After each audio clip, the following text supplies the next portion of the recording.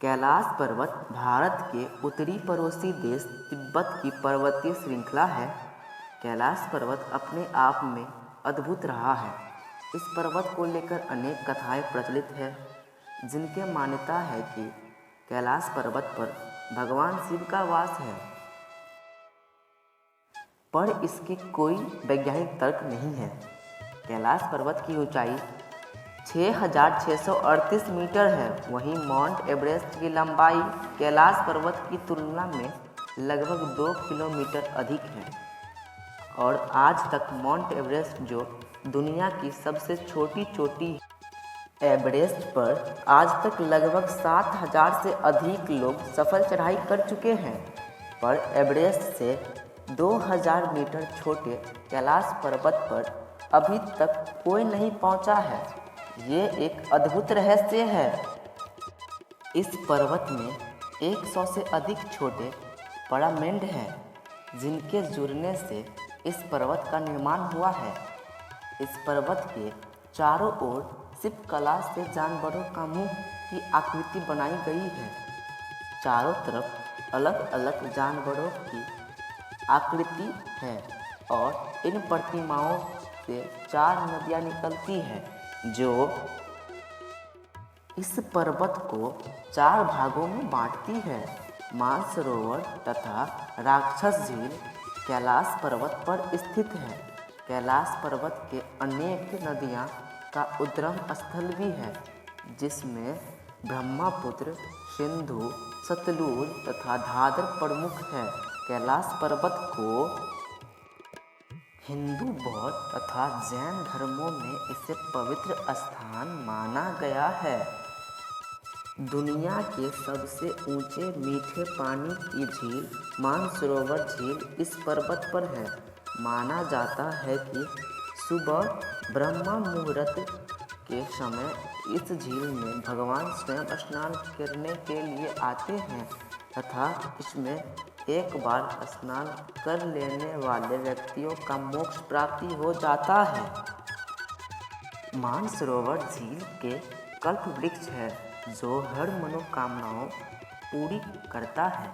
इस वृक्ष के फल सेवन से जीवन सफल बन जाता है, पर इस वृक्ष तक एक पवित्र आत्मा वाले इंसान ही पहुंच सकता है। मानसरोवर के विपरीत दिशा में राक्षस झील है।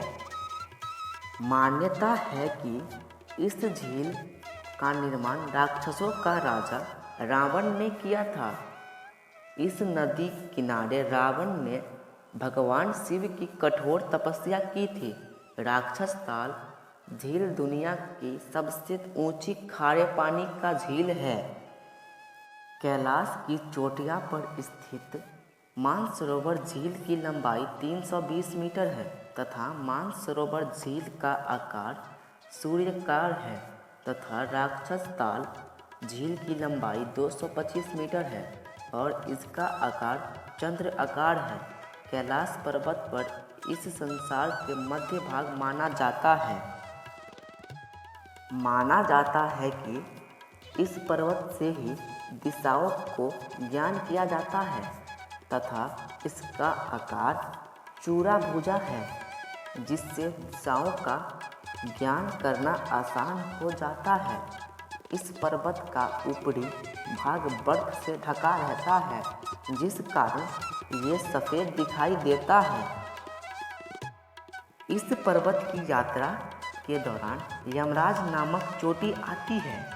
इस चोटी से कैलाश पर्वत की परिक्रमा प्रारंभ की जाती है और लगभग 50 किलोमीटर लंबी यात्रा तय करने के बाद वापस यमराज के पास पहुंचते हैं, यानी एक परिक्रमा पूर्ण होती है। इस स्थान का नाम यमराज इसलिए दिया गया क्योंकि इस जगह पर यमराज रहते थे और कई लोग का दावा करते थे कि आज भी इस स्थान पर यमराज विराजित हैं।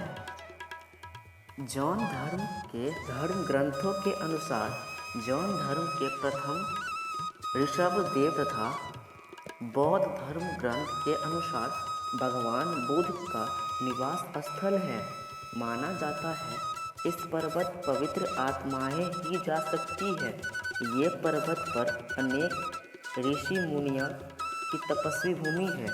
तिब्बत चीन की अधीन है, इसलिए चीन ने इस पर्वत की फतह करने के लिए अनेकों प्रयास किए, पर आज तक इस पर्वत पर कोई नहीं चढ़ पाया है।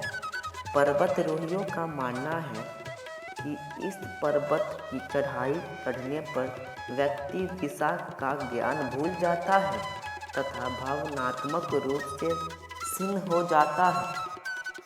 कई यात्रियों का मानना है कि इस पर्वत पर अलौकिक शक्तियाँ इस पर्वत चढ़ने से रोकती हैं। अलौकिक शक्तियाँ के कारण कई बार आश्चर्यजनक घटनाएं घटित हुई है। तो कई बार साफ मौसम में एकदम तेज बर्फबारी हुई है, तो कभी रास्ता ही गायब हो गया। कैलाश पर्वत की आखिरी चोटी का आकार शिवलिंग का समान है। माना जाता है कि इस पर्वत पर भगवान शिव की शिवलिंग स्थित है, पर इस पर कोई वैज्ञानिक तर्क नहीं है।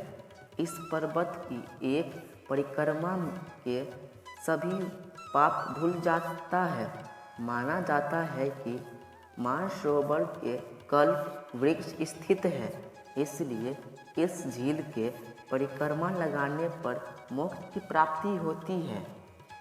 ये जानकारी आपको कैसी लगी कमेंट में बताएं। अगर चैनल पर नए हैं तो चैनल को सब्सक्राइब कर लें।